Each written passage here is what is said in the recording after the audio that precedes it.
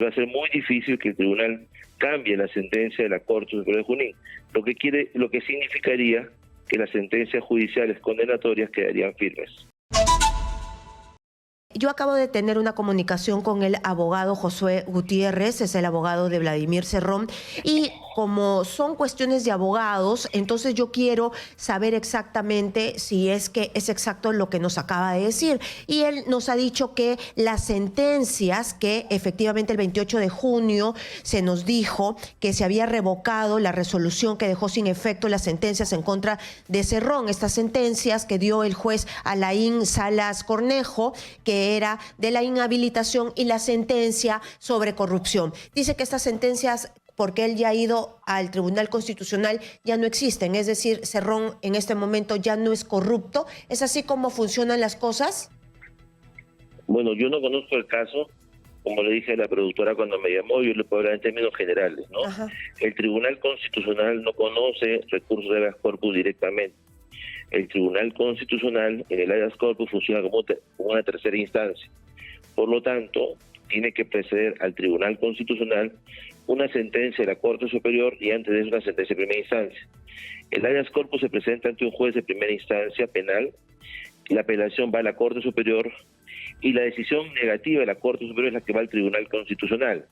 Entonces, si el caso llega al Tribunal Constitucional, es porque se ha interpuesto un recurso de agravio constitucional contra la sentencia de la Corte Superior de Junín. Eso es lo que va a revisar el tribunal como tercera instancia, para determinar si finalmente el habeas corpus funciona o no funciona. De momento, como el habeas corpus ha sido declarado improcedente, pues las condenas previas están totalmente válidas y vigentes. Eso entonces, eso. Y yo me quiero detener ahí. Las sentencias previas son válidas y vigentes. Sí, porque no tiene una sentencia firme que diga lo contrario. El juez de primera instancia anuló las sentencias, pero la Corte Superior anuló al juez de primera instancia. Por lo tanto, las condenas son válidas hasta que el Tribunal Constitucional diga una cosa diferente. Ahora, en la jurisprudencia del Tribunal Constitucional, primero, son muy restrictivos respecto a los temas de habeas corpus para revisar condenas previas. Se señala básicamente que el tribunal no sirve para una tercera instancia y para reevaluar los temas que ya han sido vistos en sede judicial. Y en segundo lugar, el tribunal también es muy restrictivo en los casos de corrupción. Entonces va a ser muy difícil que el tribunal cambie la sentencia de la Corte Superior de Junín, lo que significaría que las sentencias judiciales condenatorias quedarían firmes.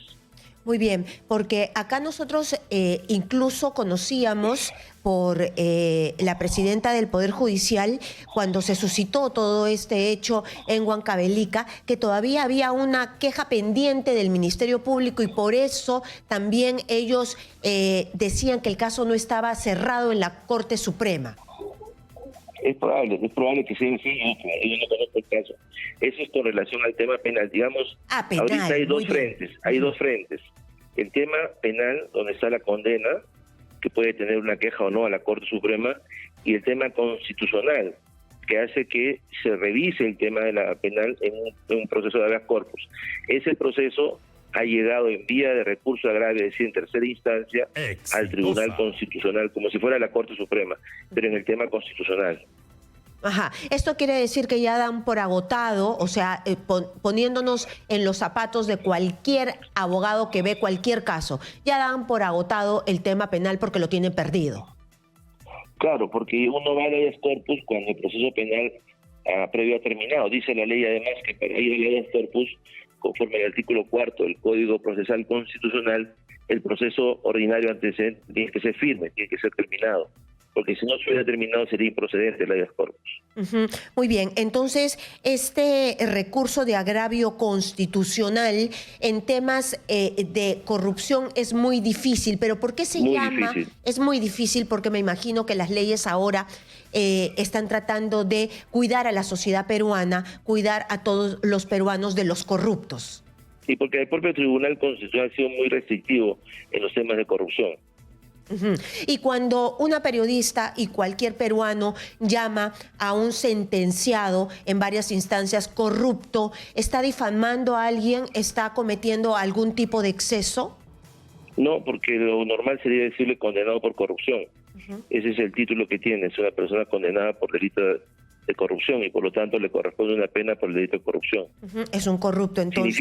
Significa que el Poder Judicial le encontró pruebas de su responsabilidad por el delito que se le imputa, en este caso por corrupción. Claro, y entonces cuando los abogados quieren hablar del tema de fondo, yo me imagino que si es el fiscal va a querer hablar de las cosas que acusan al acusado, y si es el abogado defensor va a querer decir que ese abogado, que ese imputado es más bien limpio de polvo y paja, ¿no? Entonces mejor que sean los jueces, ¿no?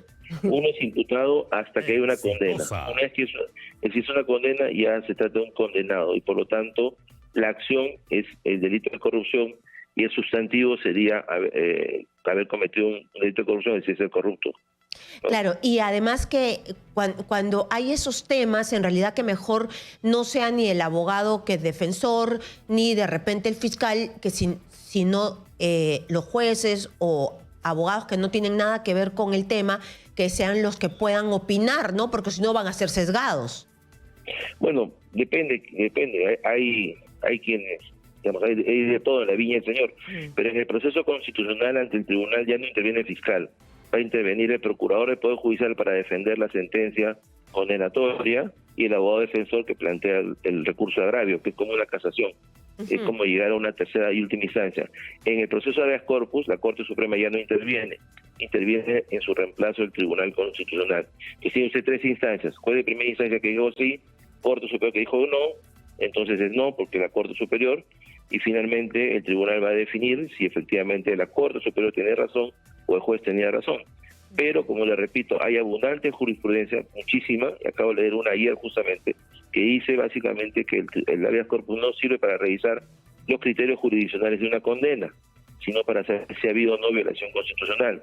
Y por otro lado, en los casos de corrupción, el tribunal no suele conceder habeas corpus, digamos, para liberar a una persona de una condena de corrupción. Violación constitucional, claro, ¿no? Porque es recurso de agravio constitucional. Otra cosa que no me queda claro. No es un recurso de revisión penal, tiene usted toda la razón. Es un recurso de agravio para saber si hay o no en el proceso de condena alguna violación constitucional que el tribunal tenga que detectar. Cualquiera puede opinar, pero finalmente el tribunal es el dueño para saber si efectivamente se produjo o no se produjo tal violación constitucional. Claro, violación constitucional. Hasta el momento no se ha producido, porque eso es lo que ha dicho la Corte Superior. Y en un sistema piramidal como el nuestro, pues la Corte Superior tiene más jerarquía que el juez de primera instancia. Muy bien, una última pregunta, porque nosotros no estamos tan involucrados en el tema, los términos, ¿no? De los abogados. Lo que ha dicho el abogado del señor Cerrón dice que sentencia meritoria es argumento del abogado de Cerrón para llegar hasta el TC. ¿Qué significa esto, una sentencia meritoria? No tengo la menor idea.